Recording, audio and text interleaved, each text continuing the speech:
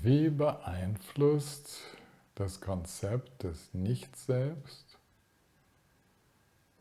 die Sicht auf das Ich und die Realität?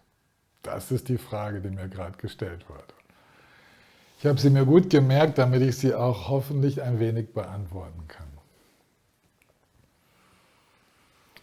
Ich möchte es fast ein wenig biografisch beantworten. Ich bin mit der Lehre des Nicht-Selbst im Alter von 18 Jahren in Berührung gekommen. Damals war ich noch in der Schule und da muss man ja wirklich davon sprechen, es war ein Konzept. Es war noch nicht eine gelebte Erfahrung des Nicht-Selbst, sondern es war ein Konzept und es leuchtete mir irgendwie ein und doch verstand ich es nicht. Und meine Sicht der Realität hat sich tatsächlich allmählich an diesem Konzept entlang oder mit Hilfe dieser Vorstellung von Nicht-Selbst hat sich das verändert. Ich war dann später im Alter von 19, 20, 21, 22 viel erst in Zen-Kreisen, dann in Vipassana-Retreats unterwegs und da ist Anatta, das Nicht-Selbst, ein ganz zentraler Punkt. Und uns wurde immer gesagt, meditiert auf das Nicht-Selbst, Anatta, zusammen mit Anicca, der Vergänglichkeit und der nicht befriedigenden, leidhaften Natur dieser vergänglichen Erfahrungen. Und es hat mich insofern beeinflusst, als ich tatsächlich mir immer wieder vorgestellt habe, wie muss es wohl sein, ohne ein Selbst, ohne ein konkretes Ich, durch die Welt zu gehen. Jetzt habe ich das natürlich so mit Ahnungen aus der Meditation verbunden, also wo die Dinge etwas offener und geschmeidiger werden. Und so hat für mich das Konzept des Nicht-Selbst, hat für mich immer etwas mit dieser Geschmeidigkeit, mit diesem Fließenden zu tun gehabt, nicht identifiziert zu sein, wenn da keine, wie soll ich sagen, wenn da nicht diese Behauptung ist und diese Verstärkung des Selbst, des Ichs, dann gibt es auch weniger Trennung mit anderen. Und so erlebte ich, obwohl ich das lange gar nicht verstanden habe, was mit Anatta gemeint ist, so erlebte ich das doch als wohltuend, nach dem Anatta zu forschen.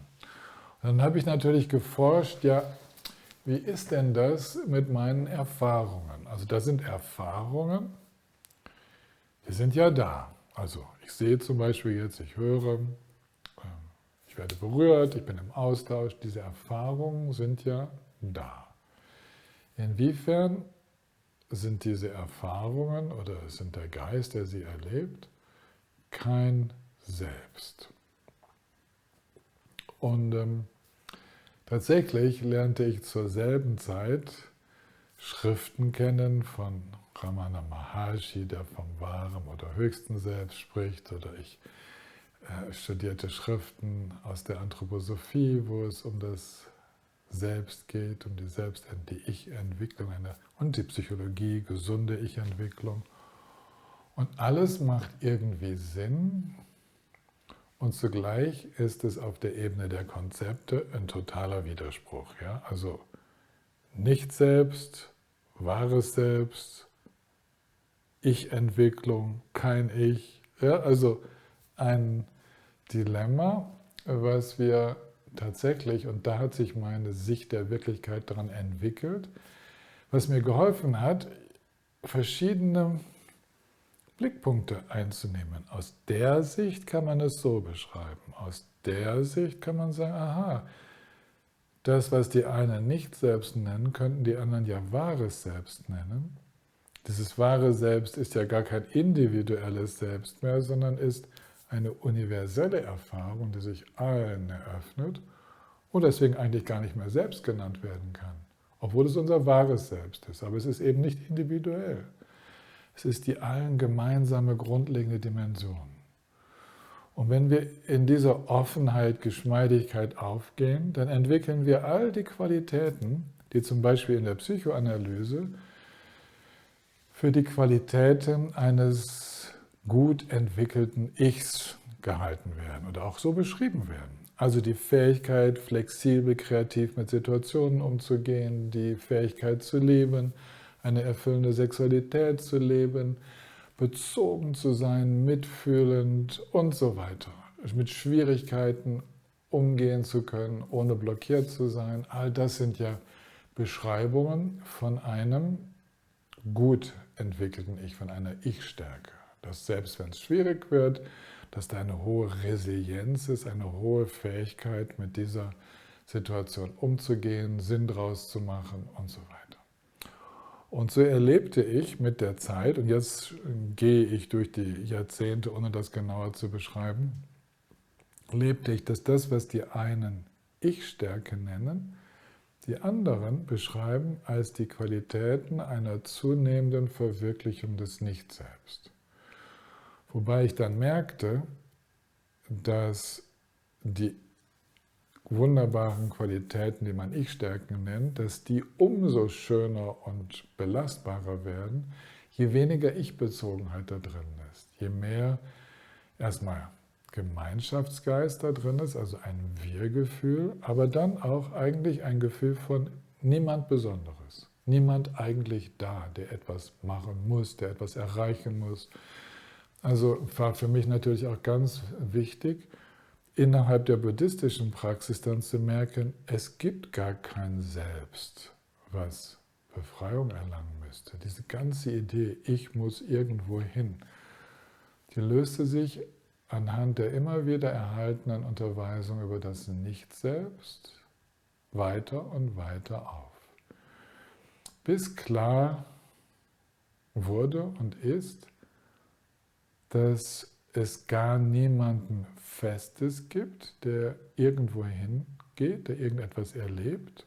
Es wird niemanden geben, der eine Erleuchtung erlangt. Also ich werde nie erleuchtet sein.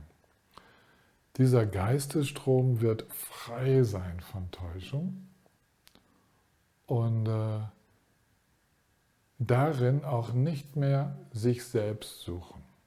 Es gibt keinen Wunsch mehr, irgendwie ein Ich zu verorten. Es ist das zur Ruhe kommen, das in Friede finden, tiefen Frieden, einfach zu sein, ohne Mittelpunkt und ohne Grenzen. Und dieses nennen andere dann das wahre Selbst. Völlig okay, darf man schon machen. Aber tatsächlich ist natürlich das Konzept des Nicht-Selbst eine direkte Provokation und als solches auch eigentlich effektiver, als immer gleich vom wahren Selbst zu sprechen. Wenn ich so stark an einem Ich und einem Selbst, an einer Seele, an einem Mir und Mein festhalte, dann brauche ich fast eine Unterweisung, die mir sagt, hey, alles Irrtum, alles Täuschung, gibt überhaupt kein Selbst. Das ist für mich ist das hilfreicher gewesen, als wenn mir jemand damals gesprochen hätte über die Entwicklung in meines wahren Selbst. Da entsteht dann oft das Missverständnis, als könnte ich etwas aus dem verstrickten Selbst, dem ich-bezogenen Selbst, so mitnehmen in das wahre Selbst. So ein bisschen was Individuelles, was da noch so rüberkommt. Dabei ist das wahre Selbst tatsächlich nicht mehr individuell. Und dann kam aber noch eine Entdeckung. Und zwar in der Entdeckung dieses universellen, nicht persönlichen wahren Selbst oder dieser Offenheit, die man auch nicht selbst nennt. Da sind dann trotzdem Kräfte aktiv, die bewirken, dass verschiedene Erleuchtete, verschiedene erwachte große Meisterinnen und Meister tatsächlich noch deutlich unterschieden sind, die einen vom anderen. Da wirken also Kräfte, man erklärt das so, dass es aufgrund früherer Wunschgebete ist, Bodhisattva-Wünsche, also Wünsche für das Erwachen aller Lebewesen, die auf unterschiedliche Arten und Weisen sich verwirklichen. Die einen haben es mehr mit der Gelehrsamkeit, die anderen haben es mehr mit Heilung, die anderen gehen den Weg durch tiefe Meditation. Sie manifestieren sich verschieden in der Welt. Die einen sind weicher und ganz nahbar, die anderen erscheinen wie schroff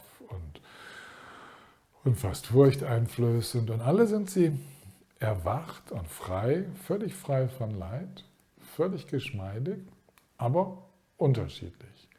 Es bleibt also, zumindest soweit man das noch beobachten kann, bleibt selbst bei tiefem Verbundensein mit diesem Nicht-Selbst, bleiben noch persönlichkeitsgestaltende Kräfte oder hier in diesem Sinne aktivitätsgestaltende Kräfte, die sich offenbar aus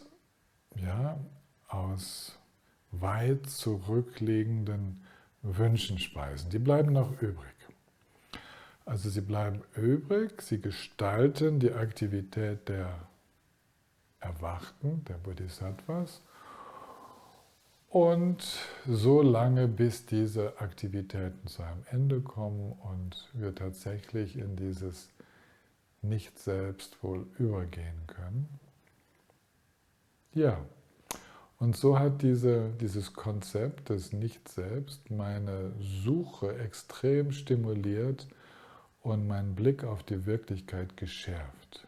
Also es hat mein Verständnis für das, was Ich ist, diese Ich-Kräfte, diese wunderbaren Kräfte eines gesunden Ichs, ohne dass darin ein Wesenskern zu finden wäre. Diesen Blick hat es gestärkt.